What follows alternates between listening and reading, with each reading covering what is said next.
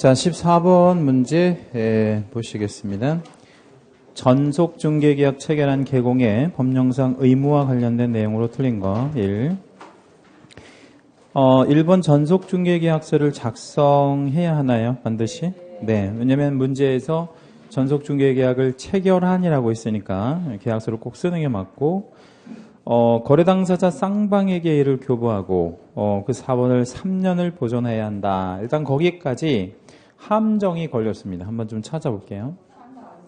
일단 거래 당사자 쌍방에게라는 표현은 옳지 못하죠. 왜냐하면 전속중개계약은 누구와 누구와의 계약이에요? 네, 의뢰인과 개공 간의 계약이니까 거래 당사자 쌍방이라는 개념은 없는 거예요. 그리고 또 한 군데 함정이 있는데 4번이 아니고 원본 보존합니다. 거래계약서는 원본 보존이 맞고요. 뒷부분은 맞았어요. 업무정지는 맞고. 2번 전속중개계약서는 반드시 법령에서 정한 표준서식을 사용해야 하며, 전속중개계약은 반드시 표준서식으로 사용하는 거 맞죠? 이를 위반할 때에는 업무정지 처분 받고요. 3번 문항에다가 우리 따로 별표를 좀 하나 해주시고요. 밑에 여백에다가 요렇게 하나 좀 적어볼게요. 꼭 전속중개계약만이 아니라 중개계약이라는 것 자체가 누구랑 누구가 체결하는 게 중개계약이죠? 우리 그 중개계약은 개공과, 그렇죠? 네. 상대방은 누구예요? 의뢰인이 되는 거죠. 근데 여기서 말하는 의뢰인이 둘 중에 하나일 거예요. 어떤 의뢰인이냐면 뭔가를 취득할 의뢰인이 있을 수도 있고요. 그렇죠? 뭔가를 이전하고자 하는 의뢰인이 있을 수도 있잖아요. 사려는 사람, 팔려고 하는 사람 있을 수 있죠. 그러면 이렇게 계약을 할 수도 있는 거죠. 이렇게. 그러면 무슨 용으로 쓰면 되겠어요? 취득용으로 쓰면 되는 거죠. 그러니까 여기 취득용이면 여기 이제 용도 자체가 취득용이 되는 거고, 여기가 취득 의뢰인이면, 그 다음에 개공하고 얘랑 계약을 할 수도 있죠. 요렇게가. 그렇죠? 그럼 요렇게 만약에 계약을 할 것 같으면 무슨 용? 이전용 이런 식으로 써야 되겠죠. 그러면 우리 중개계약은 무슨 용과 무슨 용으로 구분되어서요? 취득용과 이전용으로 구분되어서 우리 서식화되어 있다. 구분해서 서식화되어 있다. 이렇게 기억해 주시면 되고요. 이게 좀 시험에 잘 나오는 편이에요. 중개계약서는 취득용, 이전용으로 구분되어 있다라는 거. 3번 맞는 표현입니다. 4번 당해 업무를 수행한 소속 공인중개사가 있다 하여도 전속중개계약서에는 서명 및날인의 의무가 없다라고 했는데, 소공은 어디에만 서명 및날인해요? 딱 두 개. 뭐죠? 확인설명서, 거래계약서에만 하죠. 다른 데는 일치하지 않습니다. 5번 전속중개계약서를 작성할 때 예정가, 거기다 채색 하나만 할게요. 예정가 채색. 예정 가격이 맞아요? 아니면 거래 가격이 맞아요? 예정가 맞습니다. 예정가. 왜냐면 아직 거래 가격은 나오기 전이죠. 왜냐면 중개계약이라는 건 거래계약이 체결되기 훨씬 전의 일이니까요. 자, 15번 문제 분사무소에 대한 내용인데 틀린 것은 1번. 분사무소 설치는 중개법인에게만 허용이 되나 공인중개사인 개공에게는 허용되지 아니한다라고 했는데, 그러니까 우리 중개법인에게만 분사무소가 가능하고 개인한테는 분사무소가 허용되지 않죠. 만약에 개인도 분사무소를 설치하게 되면 뭐에 걸려요? 이중사무소에 걸리는 거죠. 2번 분사무소 책임자는 반드시 공인중개사여야 하고, 중개법인의 분사무소는 책임자가 반드시 뭐 해야 돼요? 공인중개사여야 하고, 실무교육 받아야 되고, 결격사유도 없어야 합니다. 하나라도 걸리면 안 되는 거죠. 3. 분사무소 휴업신고, 폐업신고는 어디에다가 하도록 하고 있냐면 주사무소 등록관청. 그렇죠? 주사무소 등록관청에 하는 게 맞고요.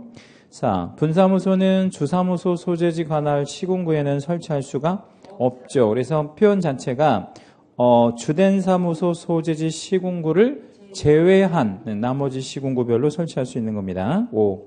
분사무소는 설치 신고를 한 후에 업무 개시 전까지 1억 이상의 보증을 설정해야 한다라고 했는데 그 5번 문항 밑에다가 한번 좀 적어 볼게요. 우리가 사무소라고 한다면 일단 이제 주 사무소의 개념이라고 볼 수 있는 게 있고 그다음에 또 하나 뭐가 있어요? 분사무소 이렇게 있는데 주사무소는 등록 먼저 보증 먼저 등록 먼저 선등록 후보증 뭐 이런 방식으로 하죠, 그죠? 네, 선등록 후보증. 그러면 무슨 번호 나올 때 등록번호가 나와야 뭣도 가능해요. 보증도 가능한 거죠. 선등록 후보증 방식으로 하니까 등록번호가 나와야 보증도 가능하다. 이렇게 이해해 주시면 되겠네요.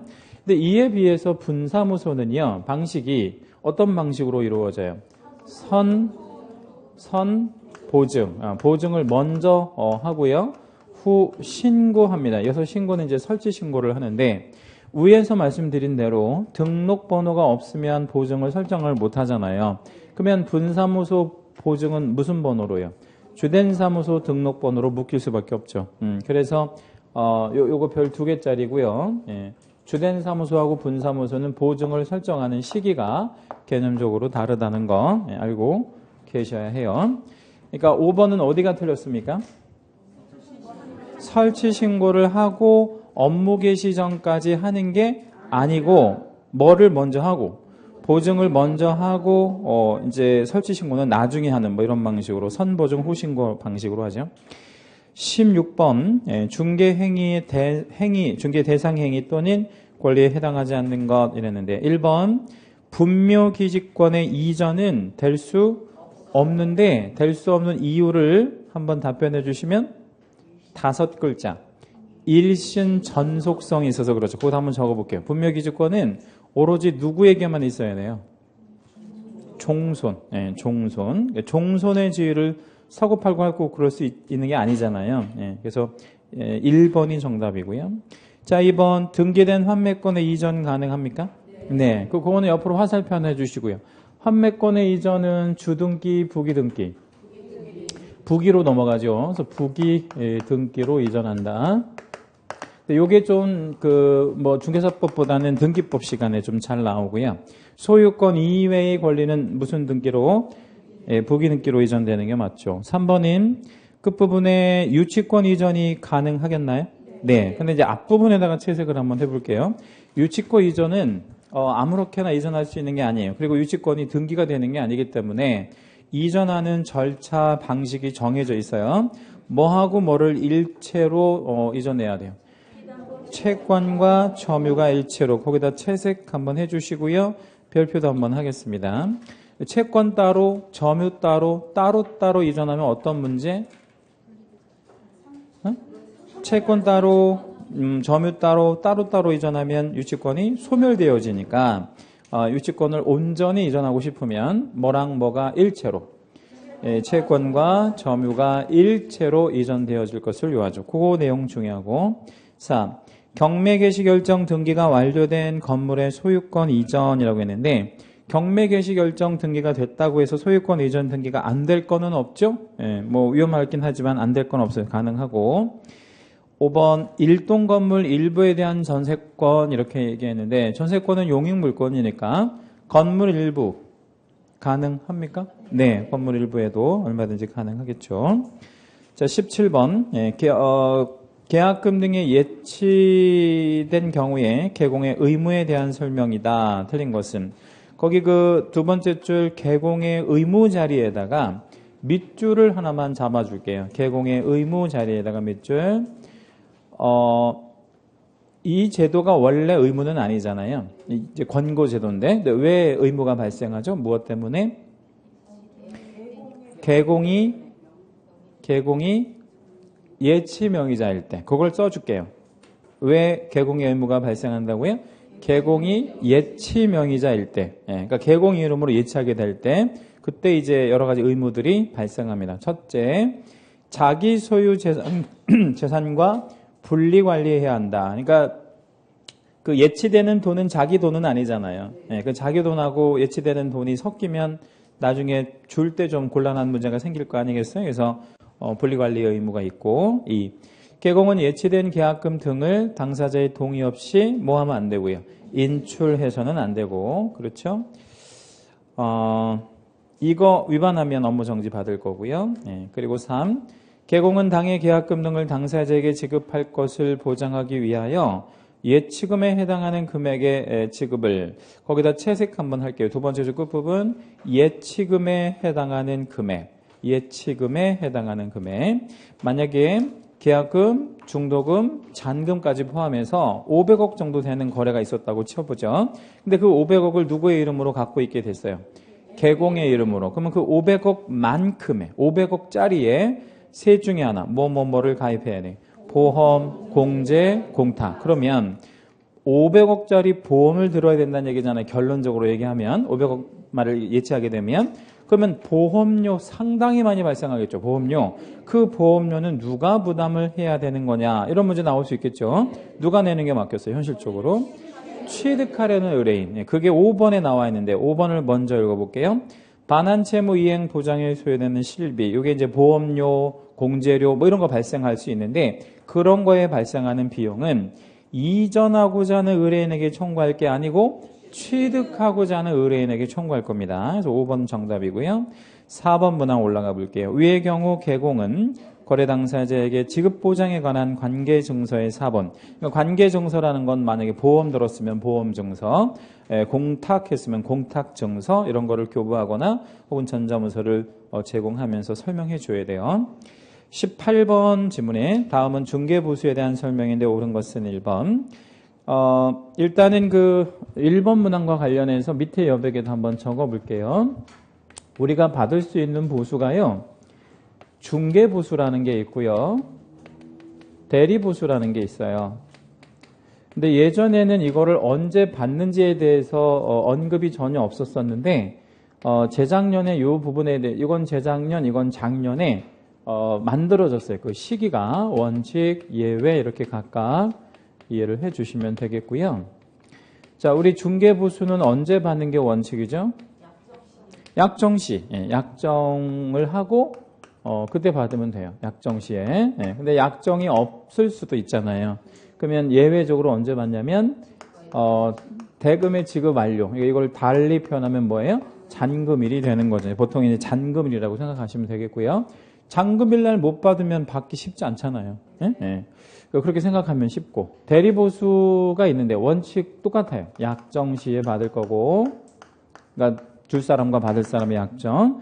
근데 이제 대리보수는 예외적으로 약정이 없으면 언제 받을 거냐 이 얘기인데, 이 대리라는 건 경매에서 입찰했을 때를 얘기하는 거잖아요. 그러면 잔금을 어디다 내지? 법원에다가 내잖아요. 그러면 법원에다가 잔금 내는 날짜를 뭐라고 표현을 해? 대금 완납일이 아니요. 야, 돈 안 내면 못 받게 우리가? 그걸 뭐라 그래? 대금 지급 기한 1까지 내야 되잖아. 내고 안 내고는 그 사람 사정이고 우리는 기한일 날 받아야 돼. 그죠? 그 대금 지급 기한이라고 하는데 이때까지 받으면 되는 거죠. 요 내용과 요 내용을 기억을 하시라고. 이게 같은 맥락이란 말이에요, 이게. 그렇게 이해하실 거고요. 그래서 1번 문항을 보면 틀렸어요. 거래대금 지급이 완료된 날, 다시 말씀드리면 이제 잔금일 날 받을 수 있는 게 원칙이 아니고 그게 예외예요. 약정이 있으면 약정 시기에 받는 게 원칙이고 그건 예외단 말이에요. 그래서 그 위치 바꿔가지고 출제 잘 하고 있습니다. 최근에 만들어진 거라. 이 거래가 성사된 이후에 거래계약이 무효 취소 해제되면 중개보수 청구권은 소멸된다 이랬는데 OX 세모 중에 선택해보면 이거 세모라고 할 수 있어요. 왜 세모라고 할 수 있을까요? 누구 귀책이냐에 따라 달라. 그래서 그 개공의 귀책이면 뭐 되는 게 맞고 소멸되는 게 맞고 당사자, 거래 당사자의 귀책 쌓이면 소멸되지 않는단 말이에요. 따라서 2번은 맞다 틀렸다를 얘기하기가 어려워요. 5대 5야 확률적으로. 이제 잠시 보류. 3번 동일한 중개대상물에 대하여 밑줄 동그라미 1번 동일 당사자 간에 밑줄 2번. 그럼 3번은 여러분이 한번 찾아볼게요. 동일 기회는 4번이에요. 동일 기회는 4번이고 3번이 뭐야? 매매계약과 임대차 계약. 그게 3번이라고. 매매를 포함한 둘 이상의 거래가 있었잖아요. 이와 같이 네 가지 조건이 이루어지면, 네 가지 조건이 참 이루어졌잖아요. 이때는 뭐만 받을 거예요? 매매만 받을 거라고. 이렇게 네 가지 조건이 충족되면 매매만 받는다고. 뭐는 못 받고 임대차는 받으면 안 돼. 그런데 각각 받을 수 있다 이랬으니까 틀렸죠. 그죠? 이건 매매만 받는 게 맞습니다. 4. 주상 복합 용도의 건축물인 경우에 주택면적이 2분의 1이고 주택면적이 2분의 1이고에다가 채색 하나만 할게요. 주택면적이 2분의 1이면 정확히 2분의 반이 주택이라는 거잖아요. 그럼 전체를 뭘로 봐? 전체 주택. 전체를 주택으로 보면 돼요. 다른 건 볼 것도 없어. 주택면적이 몇 분의 몇 이상만 되면 2분의 1 이상만 되면 전체를 주택으로 봅니다. 4번이 옳은 표현이죠. 5번. 경기도 안산시 단원구 소재의 분사무소에서 서울특별시 동작구 소재 아파트를 중개한 경우에 서울특별시 조례에 따라 주택에 대한 중개보수를 받아야 한다라고 했는데 지금 분사무소가 일단 그 주어로 나온 거잖아요. 그러니까 분사무소 업무지역은? 분사무소의 업무지역은? 전국적으로 할 수 있지. 그러니까 서울 것도 중개할 수 있는데 문제는 아파트를 중개했으니까 시도조례를 적용할 건데 어떤 시도조례를 적용할 거냐가 문제가 되잖아요. 이때 물건 소재지, 사무소 소재지? 항상 사무소 소재지. 자, 그러면 사무소 소재지니까 무슨 조례로 받으면 되겠어요? 경기도 조례가 맞죠. 경기도 조례. 안산시 조례면 안 되고요. 경기도 조례가 맞습니다. 그렇게 이해해 주시면 되겠고요. 19번 가겠습니다. 19번.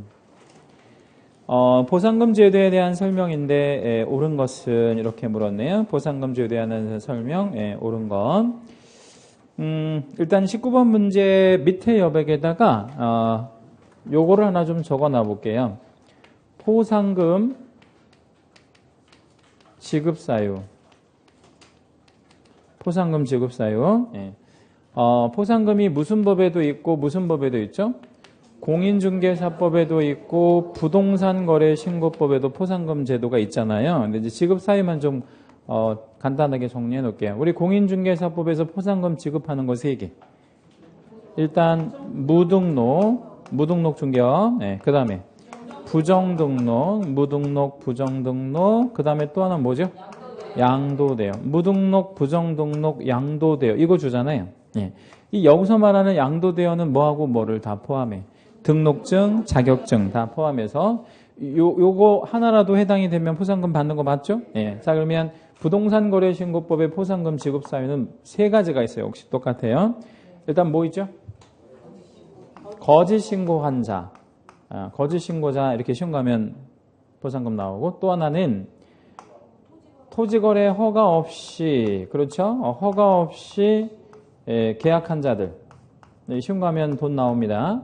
하나가 뭐가 나왔냐면 허가를 받은 대로 토지를 이용하지 아니한 자, 즉 방치하는 사람, 방치하는 사람 이렇게 3개가 이제 역시 포상금이 나와요. 그러니까 일단 지급 사유는 이렇게 전체 6개인데 뭐를 좀 제가 설명드리려고 하냐면 전부 건당 50만 원인데 딱 하나가 50만 원짜리 아닌 게 하나가 있어요. 어떤 게 50만 원짜리 아니냐면 얘가 전부 50만 원인데 얘만 50만 원이 아니라고. 그죠? 얘는 몇 퍼센트냐면 거짓 신고를 하게 되면 취득가액의 100분의 5짜리 과태료 부과될 거 아니에요. 그 과태료의 몇 퍼센트? 20%를 주겠다는 거예요. 20%. 근데 그 20%를 따져보니까 막 몇 수십억이 될 수도 있으니까 한도를 얼마 한도? 1천 한도로 이렇게 딱 정해놓고 여기까지만 주겠다. 중요하고 나머진 전부 얼마? 그냥 50만 원이고 여기에서. 자, 올해 포상금이 무조건 시험에 나올 건데요. 왜 포상금이 나와야 하냐면 작년에 안 나왔어요. 작년에 안 나온 게 12년 만에 안 나온 거거든요. 그러니까 되게 특이한 케이스였고 아무튼 올해는 포상금이 꼭 나올 건데 이거를 물어보기보다는 이렇게 줄 가능성이 일단 농후해 보여요. 요거 하나 주고 사례로 요거 하나 주고 요거는 꼭 주겠지. 요거 하나 주고, 예, 그리고 나머지에서 하나 더 끼워놓고 해서 3개 정도 준 다음에 계산하는 문제. 예, 왜 우리 계산한 거 많이 풀어봤잖아. 뭐 값을 준 다음에 값이 이거 했고 을이 이거 했고 뭐 병이 뭐 이거 했고 뭐 이런 거 있잖아. 그런 거 하나 주고 계산 문제. 이런 거 하나 나올 수 있을 것 같고 그런 문제는 백선에서 소개해 드릴게요.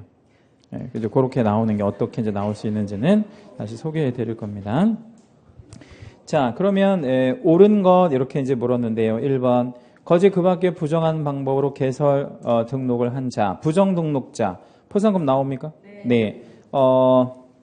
그런데 거짓 그 밖에 부정한 방법으로 자격을 취득한 자, 자격을 부정하게 취득했대. 얘 포상금 나와요, 안 나와요? 안 나오죠. 예. 그래서 요거는 1번인 맞았네, 그지? 예. 지급 대상이 아니다. 이랬으니까. 여러분, 만약에 이제 시험장에 가셔가지고요, 옆에 사람이 옆에 사람 거를 보는 거야. 내 거 말고. 예. 그러면 그거 신경 쓸 거? 없다라는 거예요. 예. 그거 신경 쓸 필요가 없는 게 왜 없어? 그거 돈 안 준단 말이야. 그거 신고해봐야 돈 안 주니까 여러분 거나 신경 쓰고 옆에 사람이 컨닝을 하든 뭘 하든 신경 쓰지 말으라고요. 예. 그렇게 하고 그 시험장에 가셔서 장애 요인들이 많이 생길 수가 있어요. 예를 들자면 감독관이 정부에서 2명 들어오거든, 교실에. 예. 근데 우리 교실 사이즈가 이거보다 약간 이거보다 작아요. 이 강의실보다 작단 말이야. 근데 거기에 이제 뭐 결시자들까지 포함해서 한 20명 이상은 들어가 있고 감독관 2명까지 있는데 감독관이 계속 돌아다니는 경우가 있어요. 근데 그게 돌아다닐 수밖에 없는 게 뭘 해야 돼? 그 감시 감독이 아니라 도장도 찍어야 되고 확인하고 뭐 얼굴 확인하고 뭐 이걸 해야 되기 때문에 돌아다니는 거일 수밖에 없는데 너무나 지나치게 열심히 하는 감독관들이 있어요. 그러니까 계속 돌아다니는단 말이에요. 이렇게 계속. 그냥 별 의미 없이. 그러면 얘기를 하시라고. 손 들고. 뭐라고? 돌아다니지 말라고. 신경 쓰이니까 그러지 말라고. 그걸 얘기를 해야 돼. 왜냐면 계속 왔다 갔다 하면 신경 쓸 거 아니야. 그럼 나 신문 망치잖아. 그거는 얘기를 해서 하시고. 그러면 기선제압을 할 필요가 있는 게 뭐냐면, 시험지 빨리 달라고, 기선제압을 하셔야 돼. 어떻게 기선제압을 하셔야 되겠어요? 응? 그 교무실에서 부저가 울리거든요. 시험 개시 부저가 이렇게 울린단 말이야. 학교에서 울리는 거 있어요. 이렇게 뭐 딩동댕 이건 이제 울린단 말이야. 그거 울리면 시험지를 그때부터 주는 감독관들이 있어. 한 10교실에서 한 정도까지 있다고. 그러면 그게 나한테 손해잖아. 그러니까 그걸 미리 얘기하시라고. 부저 울린과 동시에 내가 뭐 할 수 있게, 풀 수 있게 해달라고 미리 얘기를 하시라고. 그렇지 않으면 이거 되게 늦게 받잖아요. 그렇게 하고 이제 그러려면 이제 어떻게 할 수밖에 없냐면 그렇게 해주려면 먼저 나눠줘야 되잖아. 그러면 이제 먼저 받았어 나는. 그러면 이제 감독관이 뭐 심한 경우는 뭐 손 들고 서 있으라고 하는 그런 경우도 있고 눈 감고 있으라고 하는 경우도 있고 뭐 그렇단 말이야. 근데 그 눈 감고 있는 바보 같은 사람들이 있어. 거기서. 아니 거기서 왜 눈을 감고 있냐고. 시험 보러 가가지고 정말 바보 같은 사람들이죠. 그렇죠? 예. 눈 감고 있지 말고. 예. 눈 뜨고 있으세요. 예, 눈 뜨고 있는 게 맞죠. 자, 아무튼 뭐 그렇습니다. 그러니까 그 자격을 부정하게 취득한 거는 포상금 지급 사유가 아닌 게 맞습니다. 2번 포상금은 건당 50만 원 이내로 하며라고 했는데 이내라는 단어 거기 들어가면 안 돼요. 그냥 포상금은 얼마냐면 50만 원이야. 50만 원. 그리고 국고에서 보조할 수 있는 비율이 100분의 50이 아니고 100분의 50 이내로 들어가는 게 맞아요. 이내라는 단어가 밑으로 이동해야 됩니다. 3. 등록관청이나 수사기관에 신고 또는 고발한 자는 등록관청이나 수사기관에 포상금 지급을 신청할 수 있다. 3번 함정 한번 찾아보세요. 두 번째 줄에 그 수사기관에 지급을 신청하고 그러면 안 돼요. 수사기관에는 신고만 하는 거고 지급은 등록관청에만 신청하는 겁니다. 이유는 수사기관은 돈이 없습니다. 예, 수사기관은 돈이 없고 등록관청은 그러면 돈이 있어요? 예, 등록관청은 이제 지방세 과세관청이니까 재원 자체가 있잖아요. 4. 하나의 사건에 대해서 2인 이상 공동신고. 2인 이상 공동신고. 이러면 뒤에 뭐라고 받아야 돼? 균등 배분 지급. 5번에 2건 이상의 신고 나오면요.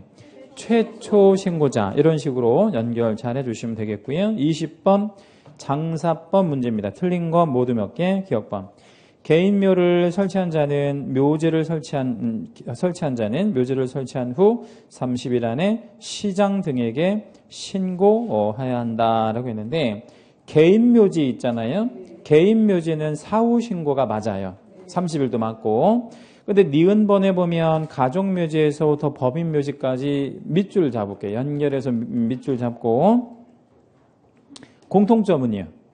공동묘지잖아. 개인묘지 말고 공동묘지는 사전 허가를 받아야 돼. 사전 허가. 다시요. 개인묘지는 무슨 신고? 사후 신고. 나머지는 사전 허가. 그래서 기억, 니은 다 맞았습니다. 디귿. 묘지는 도로철도 하천 그 예정지로부터 500m 떨어져야 된다라고 했는데 원래 원칙적으로 도로철도 하천으로부터는 300m 띄우는 거 맞고 이것도 좀 완화된 게 개인묘지하고 가족묘지는 몇 메타로? 200m로 완화됐으니까 500m짜리가 일단 틀렸죠. 니은. 법인묘지는 전체 10만 제곱미터를 초과할 수 없다라고 했는데 10만 제곱미터 초과할 수 없는 게 아니고 오히려 10만 제곱미터 이상이어야 초가 아니고 이상이어야 허가 요건에 들어가요.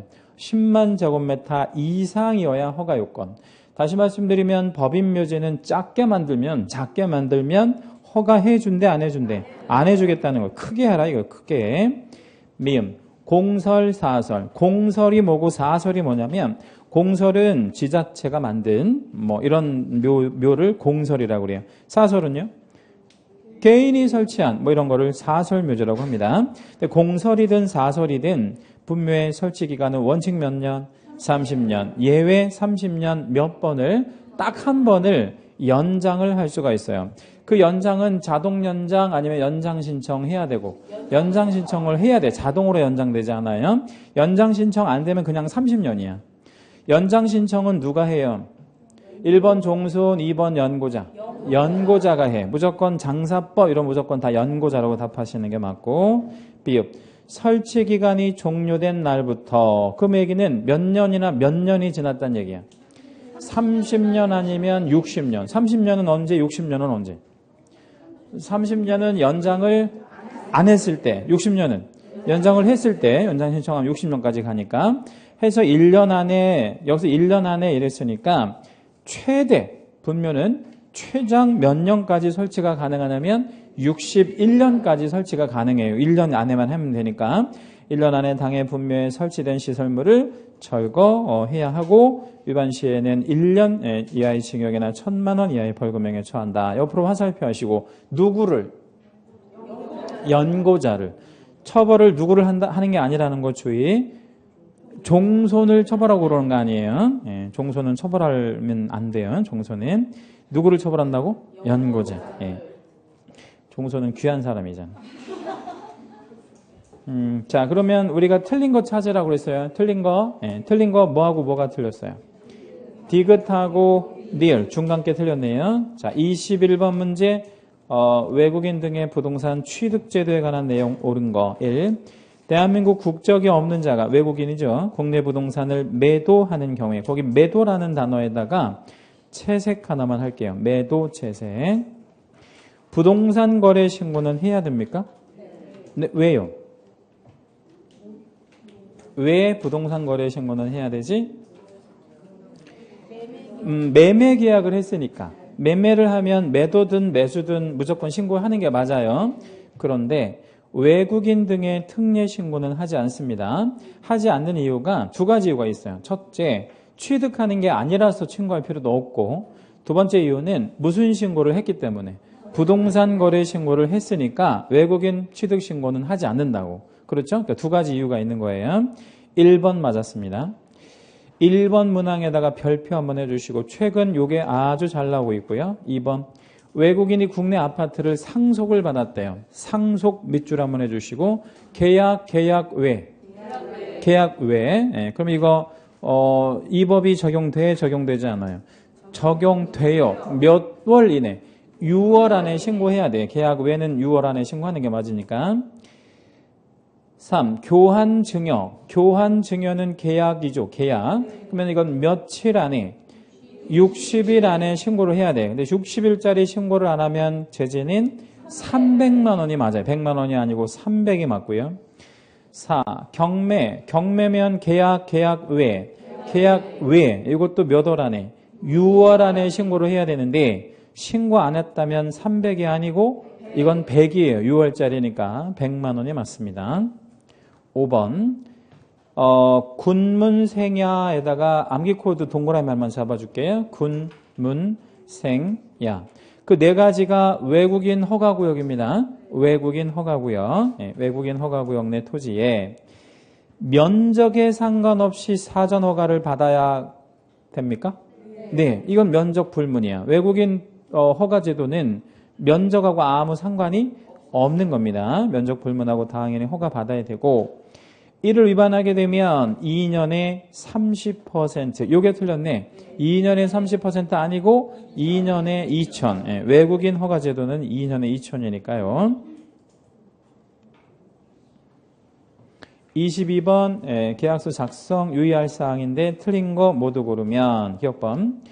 미성년자 혹은 피한정 후견인과 매매계약을 체결할 때 그 미성년자에서부터 피한정 후견인까지 밑줄 해주시고 얘네를 민법에서 뭐라고 불러요? 제한능력자라고 부릅니다. 제한능력자의 법률행위는 뭐 할 수 있냐면 취소할 수 있잖아요. 그러니까 우리가 취소하고 뭐 그런 것 때문에 안전하게 하려면 두 번째 줄 누구의 동의 여부를 확인해 볼 필요가 있어요. 법정 대리인의 동의 여부를 확인할 필요가 있는 거죠. 두 번째 줄 법정 대리인에다가 밑줄 해주시고 법정 대리인이니까 대리권 있고요. 네, 대리인이니까 동의권도 있고요. 네, 동의권 동그라미 별표. 네. 미성년자랑 피한정 후견인의 법정 대리인에게는 동의권이 있습니다. 그런데 니은번에 피성년 후견인과의 직접 계약은 피하고 그의 법정 대리인인 성년 후견인과 계약을 체결해야 된다. 니은번도 일단 맞았는데 왜 맞냐면 그 니은번 끝에 법정 대리인에다가 밑줄 하나만 해주시고 대리권은 있고 네. 그런데 무슨 권은 없고 동의권이 없어요. 동의권 X별표. 네. 그러니까 이 성년 후견인한테는 동의권이 없어요. 왜 동의권이 없다 그랬죠? 성년 후견인이 계약을 할 수 있잖아요. 성년 후견인은 대리권이 있으니까. 피성년 후견인이 왜 계약을 할 수 없지? 얘가. 상태가 좋아서 안 좋아서? 안 좋아서. 얼마나 안 좋아서? 아주 안 좋아. 의식이 없는 뭐 식물인간? 뭐 이 정도의 상태이기 때문에 동의를 해준다고 해서 식물인간하고 무슨 계약을 하겠어? 그렇죠? 예. 손가락 못 움직이는데 지금 의식도 없고 예. 따라서 피성년 후견인과의 계약은 할 수 없는 게 많습니다. 지금 후견인이 여기서 후견이라는 건지 뭐 한정 후견인이나 또는 성년 후견 이런 후견인을 말해요. 법정 대리인들. 근데 얘네가 제한 능력자의 재산을 처분할 때에는 후견 감독인의 동의가 있어야 된다. 이게 왜 그러냐면 후견인이 부모가 아니잖아요. 그러다 보니까 후견인이 한 법률행위가 본인에게, 그러니까 미성년자라든가 피한정 후견이라든가 피성년 후견인 본인에게 득이 될 게 없고 해만 되는 행위란 말이에요. 예를 들어서 그렇다면 후견 감독인이 그거를 감독을 한 결과 이거 해가 되는 행위다. 그럼 뭐 할 수 있냐면 취소할 수 있다고. 그래서 다시 후견 감독인의 동의가 있어야 하고요. 우리나라는 그 후견 감독인을 검사를 많이 지정을 해줍니다. 그래서 검사가 이제 그런 거를 보고 취소권을 갖고 있고요. 디귿번 맞고 닐. 법인하고 거래를 체결할 때 법인 등기사항 증명서를 통하여 법인의 진정성과 법인의 대표자의 처분 권한의 제한 등을 확인해야 된다. 그러니까 법인하고 계약할 때는 무조건 뭘 떼어보는 게 맞아요. 법인 등기부, 즉 법인 등기사항 증명서를 떼어봐야 되고 그래서 대표자가 실제로 대표로서의 어떤 권한을 갖고 있는지 이런 것들을 확인하는 게 필요하고요. 니을번까지 다 맞았네요. 미음번.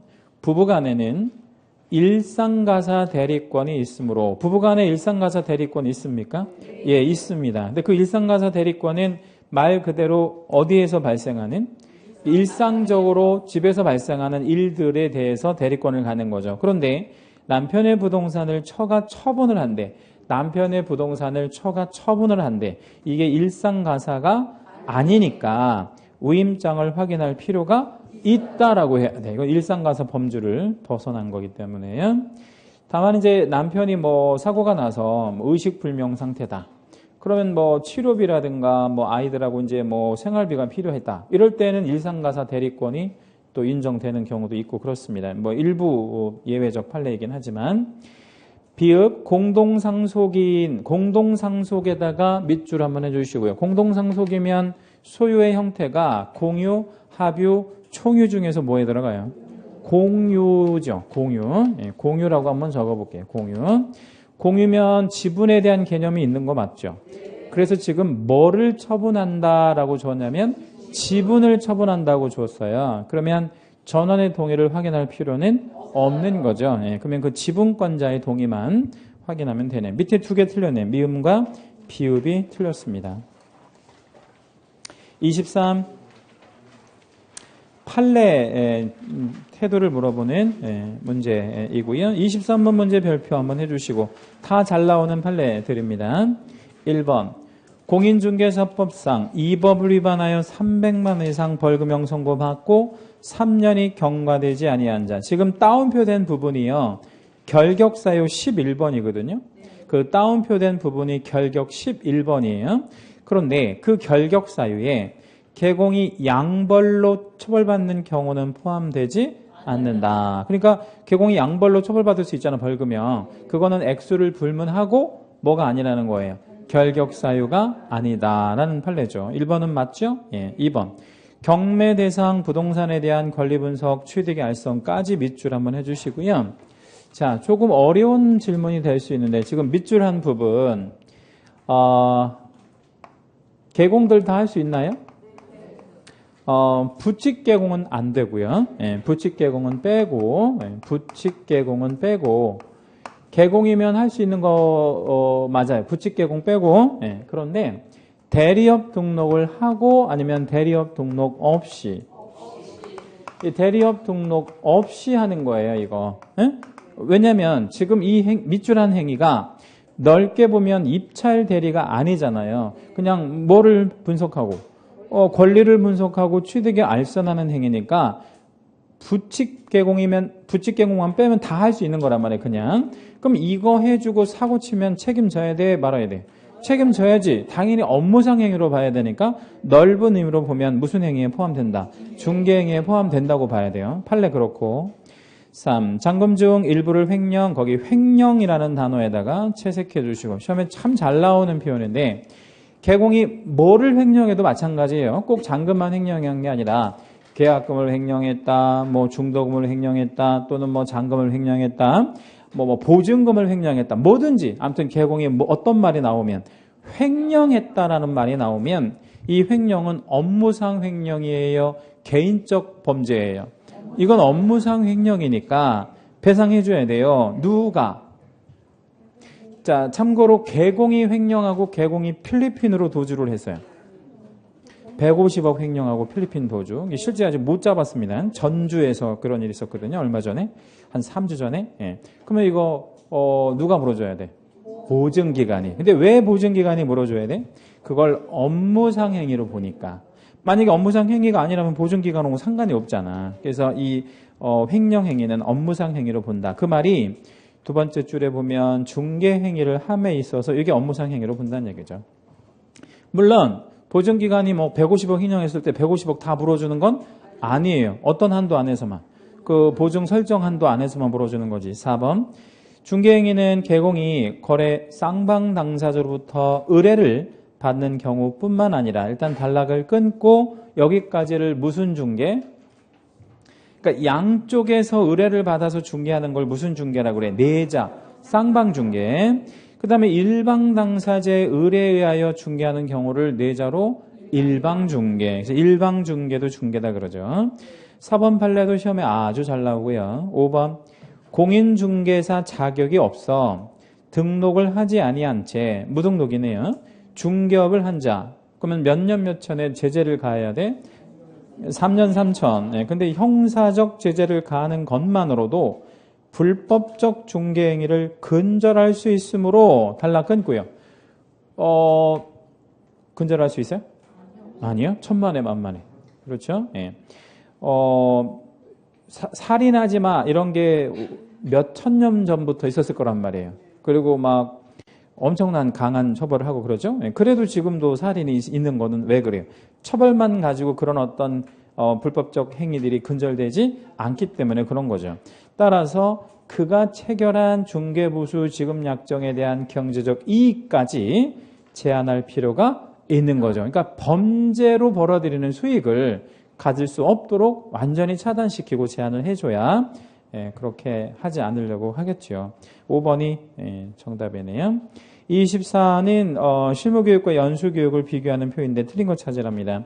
일단 목적에 보면 실무교육에서 중요한 목적이 뭐죠? 법률 지식에다가 채색 하나만 해주시고, 연수교육에서 중요한 목적은요? 변경사항, 거기도 좀 채색해주고, 나머지는 똑같이 들어가기 때문에 크게 중요하지 않고 그 두 개만 기억하실 거고, 실무교육의 대상은 등록 새롭게 하려고 하는 애들이랑 소공이 되려고 하는 애들이 받아야 되고, 연수교육은 누가 받아야 돼? 이미 개공과 소공이 되어진, 그래서 그거 오른쪽으로 한번 묶어볼게요. 개공, 소공 묶고 몇 년마다? 2년마다. 자, 질문. 사원 또는 임원은 연수교육 받아요, 안 받아요? 사원 또는 임원이 연수교육 받아요, 안 받아요? 받아야지. 그러면 어디에 들어가냐면 개공에 들어가는 거야, 이때는. 그러니까 사원 또는 임원을 그 법인에서 개공으로 볼 수밖에 없는 게 여기에서만큼은 사람이 받아야 되는데 법인이 사람이 아니잖아. 그러니까 사원 또는 임원이 개공 안에 들어가는 거예요. 분사무소 책임자 연수교육 받아, 안 받아? 받아야 돼. 분사무소에서는 책임자밖에 받을 사람이 없잖아요. 그렇게 생각하시면 돼요. 그래서 이렇게 생각하시면 돼. 뭐 받은 애들은, 실무교육 받은 애들은 무조건 받는 거야. 몇 년에 한 번씩? 2년에 한 번씩. 자, 실시권자가 있는데 그 박스 밑에 여백에다가 요거 하나만 적어놔 볼게요. 우리 국장이 할 수 있는 교육이 뭐가 있죠? 사고 예방 교육. 사고 예방 교육을 할 수 있죠. 그다음에 시도지사가 할 수 있는 교육이 뭐가 있어요? 모든 교육이죠, 뭐. 모든 교육. 모든 교육은 다 시도지사가 할 수 있지. 그다음에 등록관청이 할 수 있는 교육. 직무교육하고 연수교육 아니고 사고 예방 교육이 있죠. 그렇죠? 그러면 시도지사가 하는 건 모든 교육인데, 그죠? 그러면 거기 3번에 함정이 걸렸네요. 뭐가 함정이냐면 연수교육은 누구만 하는 거야? 시도지사만 하는 교육이죠. 연수교육은 시도지사만 하죠. 3번 정답이고, 4번의 시간, 교육의 시간 연결 잘 됐나요? 네. 비고에 보니까 실무교육은 폐업후 1년 안에 다시 몰라 이렇게 하려고 한데 그때는 면제해 주나요? 네. 연수교육도 이제 그 비고에 보니까 2년마다 한 번씩 받아야 되는데 그거를 내가 챙겨서 받는 게 아니라 시도지사가 챙겨줄 거죠. 그래서 몇 월 전까지 챙겨준대. 2개월 전까지. 자, 25번 인장에 관한 설명. 옳은 거 1. 소공은 중개행위에 사용할 인장을 등록관청에 등록해야 됩니까? 예. 중개보조는 인장 등록이 요구되지 않는다. 1번이 맞았네요. 2. 법인의 분사무소 인장 등록은 분사무소 소재지. 거기다 우리 채색 별표 하나만 하겠습니다. 분사무소 소재지에다 하는 거 아니고 주사무소 소재지 등록관청이 해야 되겠죠. 아주 잘 걸리는 함정 조의하실 거고. 3. 법인의 분사무소는 책임자의 인감도장이 아닌 대표자의 인장을 등록해야 된다라고 했는데 분사무소 인장은 둘 중에 하나. 뭐 아니면 뭐. 대표자가 보증하는 인장이나 법인의 인장을 등록하는 거지 책임자의 도장도 아니고 대표자의 도장도 아니에요. 둘 다 아닌 겁니다. 4. 개공의 인장 등록은 업무 개시 후 7일 이내에 해야 된다. 인장 등록은 업무 개시 요건이니까 아무리 늦어도 뭐 하기 전에는 해줘야 돼? 업무 개시 전에는 해줘야 됩니다. 5. 법인인 개공은 대표자가 인감증명법에 의해 신고한 대표자의 인장을 등록해야 한다라고 했는데 5번 틀렸거든요. 자, 5번 어디가 틀렸는지 한번 찾아보겠습니다.